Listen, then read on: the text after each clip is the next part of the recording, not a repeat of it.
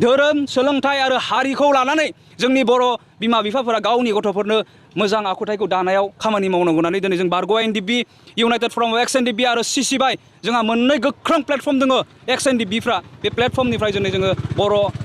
गार्जेनफोरखौ गुरैयै खावलायहरदों होननानै मुंख्लंफोरखौ बिथा खालामनानै दिनै जोङो समाज फोसाबनायनि सायाव गोरा गोख्रोङै बारग' एनडिएफबिफ्रा खामानि मावनो लादों स' दिनैनि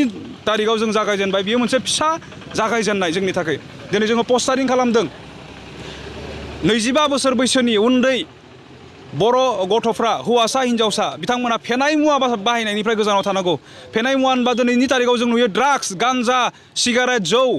अनेक बायदि रोखोमनि फेनाय मुवाफोरा जोंनि गेजेराव मोनफैदों आरो बेबायदि मुवाफोरखौ दिनै जोंनि इयुनफोरा यांफोरा सेंग्रा सिख्लाफोरा दिनै बाहायनानै गावखौ दिनै नस्थ' खालामनायजों लोगोसे हारिखौबो दिनै नस्थ'नि लामाजों लांनायखौ दिनै बारग' एनडिएफबिफ्रा नुदों आरो बेनिफ्राय दिनै जों नुदों समाजाव जुब्रिया खालामनाय माखासे जेंना निउसाव जेब्ला नोंथांमोना जेब्ला फोसावो जों नुयो फेसबुकाव दिने सोरनिबा हिन्जावा सोरबा हौवाजों सोरबा हौवाया सोरनिबा हिन्जावजों दिनै लांखारगासिनो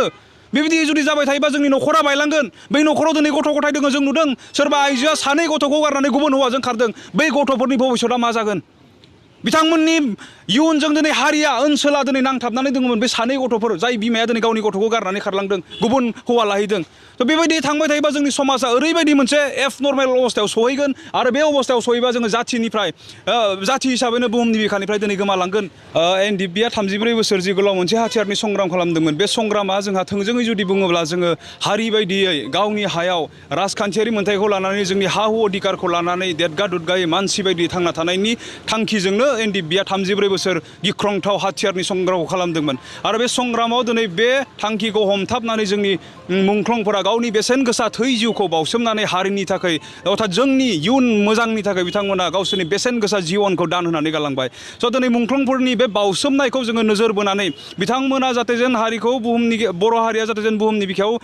हारि बायदियै मोजाङै थांनानै थानो हायो गासै बिथिङावबो गोग्गोयै थांनानै थानो हायो बे सार्थजोंनो बिथांमोना जाहाथे गावसोरनि बेसेन गोसा जिउखौ बावलांबाय बिथांमोननि जिउ बावनायखौ जोङो नोजोर बोनानै गोथाङै थानाय दिनै बारग' एनडिएफबिफ्रा समाजारि फोसाबनायनि बेलायाव दिनै जों खामानि मावदों समाजखौ जों मानो फोसाबनो नागिरदों समाजा जुदि जेंनाजों बा समाजनि बेरेखाजों जुदि समाजा थांनानै थानांगौबा जोङो समाजा जुब्रिया जागोन समाजा जुब्रिया जायोब्ला ओनसोला जुब्रिया जागोन ओनसोला जुब्रिया जायोब्ला हारिया दिनै जुब्रिया जागोन बेवहाय नोजोर बोनानै मुंख्लंफोरखौ बिथा खालामनानै दिनै जोङो समाज फोसाबनायनि सायाव गोरा गोख्रोङै बारग' एनडिएफबिफ्रा खामानि मावनो लादों स' दिनैनि तारिखाव जों जागायजेनबाय बियो मोनसे फिसा जागायजेननाय जोंनि थाखाय दिनै जोङो पस्टारिं खालामदों 25 बोसोर बैसोनि उन्दै बर' गथ'फ्रा हौवासा हिन्जावसा बिथांमोना फेनाय मुवा बाहायनायनिफ्राय गोजानाव थानांगौ फेनाय मुवा होनबा दिनैनि तारिखाव जों नुयो ड्राग्स गान्जा सिगारेट जौ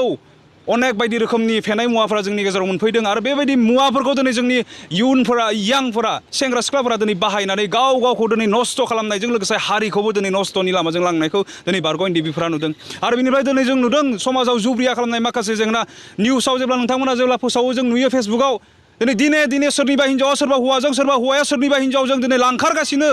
बेबायदि जुदि जाबाय थायोबा जोंनि न'खरा बायलांगोन बै न'खराव दिनै गथ' गथाय दङ जों नुदों सोरबा आइजोआ सानै गथ'खौ गारनानै गुबुन हौवाजों खारदों बै गथ'फोरनि भबिष्यतआ मा जागोन बिथांमोननि इयुनजों दिनै हारिया ओनसोला दिनै नांथाबनानै दङमोन बे सानै गथ'फोर जाय बिमाया दिनै गावनि गथ'खौ गारनानै खारलांदों गुबुन हौवा लाहैदों थ' बेबायदि थांबाय थायोबा जोंनि समाजा ओरैबायदि मोनसे एबनर्मेल अबस्थायाव सहैगोन आरो बे अबस्थायाव सहैबा जोङो जाथिनिफ्राय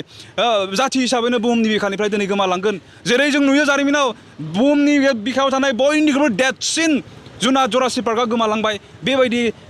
बर' हारियाबो बुहुमनि बिखानिफ्राय गोमालांगोन बेखौ नोजोर बोनानै बारग' एनडिएफबिफ्रा गिखांनाय मोनदों आरो जोङो दिनैसिमबो जोङो आरामै गावनि पार्सनेल लाइफनि सिन्ताधाराजों खामानि मावनो दिनै बेबायदि जेंनाफोरा जोंखौ थोनाखै समाजनि थाखाय नोंथांमोना दावगाबाव होननानै जोंखौ दिनै बे जेंना आरो जोंनि मुंख्लंफोरा दिनैबो इनकारेज खालामबाय थादों स' बेबायदियै जोङो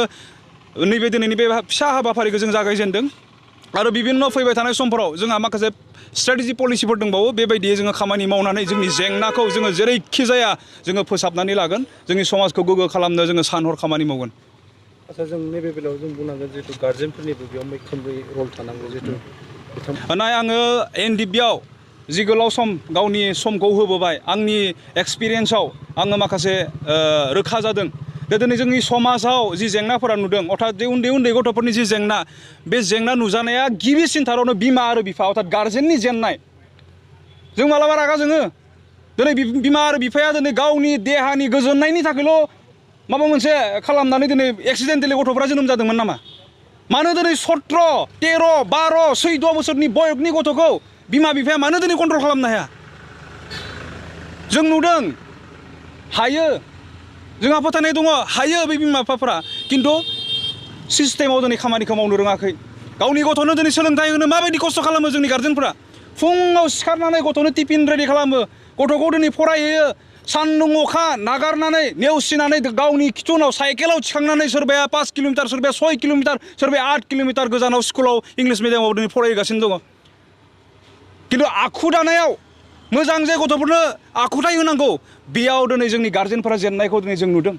आरो बेवहाय जों खावलायनो नागिरदों, जों नुदों सरासनस्रा मोनसे न'खरनि गार्जेनफोरा दिनै गथ'खौ धोरोम बिथिङाव दिनै बुजायो, धोरोम बिथिङाव बुङो, सोलोंथाइ बिथिङाव दिनै बुङो, नाथाय जोङो जोंनि जोंनि गार्जेनफोरखौ जों नुदों जाथिनि बिथिङाव माब्लाबाबो बुंनायखौ जोङो नुनो मोनाखै। माखासेफोरा बुङो, खमै बुङो। बेखौ दिनै बारग' एनडिपिफोरा खावलायनो नागिरदों, बे मोनथाम आयदाखौ दिनै गथ'फोरखौ बेंनायाव दिनै जोंनि गार्जेनफोरा बाहायनांगौ। नाम्बार 1 धोरोम, बे जिखि धोरोमानो फोथाया मानो बे धोरोमनि सायाव बिथाङा गावनि गथ'नो गियान होनांगौ। नाम्बार 2 सोलोंथाइनि बेलायाव नोजोर होनानै गावनि गथ'फोरखौ बोसोन होनांगौ। नाम्बार 3 हारिखौ, बे हारिया दिनै गैफायिखायनो जोंनि उन्दै उन्दै गथ'फोरा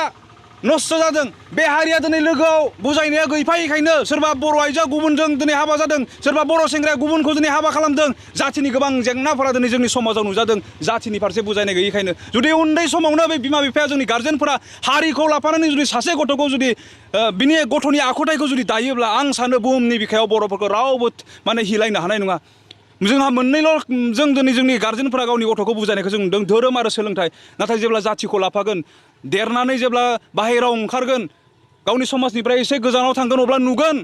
मोनफ्रोमबो बिथिङाव जाथिनि जेब्ला सिन्ताधाराया हाबो, गासैथिंबो दिनै नासयनायखौ नुगोन। आरो बै बेक्तिया, बै गथ'आ सिन्ता खालामगोन, आंजोंबो जिहेथु जाथिया नांफानानै दङ, आं नस्थ' जानो हानाय नङा, आं गाज्रिखौ मावनो हानाय नङा। बेबायदि सिन्ताधाराजों दिनै जोंनि गथ'फ्रा जिबनखौ खांगोन। बेवहाय आं खावलायदों, धोरोम, सोलोंथाइ आरो हारिखौ लानानै जोंनि बर' बिमा बिफाफोरा गावनि गथ'फोरनो मोजां आखुथायखौ दानायाव खामानि मावनांगौ होननानै दिनै जों बारग' एनडिपि, इउनाइटेड फराम अफ एक्स एनडिपि आरो सिसिबाइ, जोंहा मोननै गोख्रों प्लेटफर्म दङ एक्स एनडिपिफ्रा। बे प्लेटफर्मनिफ्राय दिनै जोङो बर' गार्जेनफोरखौ गुरैयै खावलायहरदों। दिनै जों नुदों जोंहा माखासे पिकनिक स्पटफोर दङ, आरो माखासे जोंनि गेदेमाफोरा जायफोरा फाइनान्सियेलि मोजां, बिथांमोना दिनै बिजनेस पलिसिजों रिजर्टफोर बानायनानै नुदों। बेखौ जोंहा बुंनांगौ जेबो गैया। नाथाय बिनि सिङाव जुदि जोंनि समाजखौ धंस' खालामनायनि माखासे षड़यन्त्रफोरा जुदि सोलिदोंबा, खिन्थु बेयाव दिनै बारग' एनडिपिफोरा सिरि थानाय नङा। बेवहाय आङो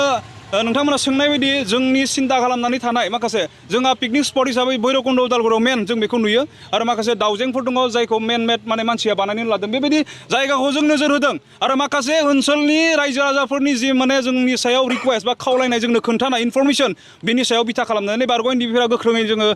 खामानि मावनो थाखाय सिन्ता खालामदों। आं बुंनो हास्थायदों, दिनै जों एजखौ जोङो नायगोन। सम सम दिनै भैरबकुन्द, दाउजें जिखुनु पिकनिक स्पटफोराव एनडिपिफोरा, बारग' एनडिपिफोरजों लोगोसे जोंनि इयुथ्सफोरा दिनै जिबायदि ओंखारदों, मोजां मानसि दिनै जोंनि ससाइटियाव दङ, बिथांमोनखौ जों लोगोसे लाफानानै जोङो बिथांमोननि बयखौ नायगोन, जायफोरा दिनै बियार बथल लानानै बा गोजा अनेक बिदि लानानै जौफोर लोङो पिकनिक स्पटफोराव, बेफोरबायदि बेक्तिफोरखौ जोङो सन्देह जानाय बेक्तिफोरखौ जोङो एजखौ नायगोन बिथांमोननि। जै जोङो आन्डार 25 मोनबाय,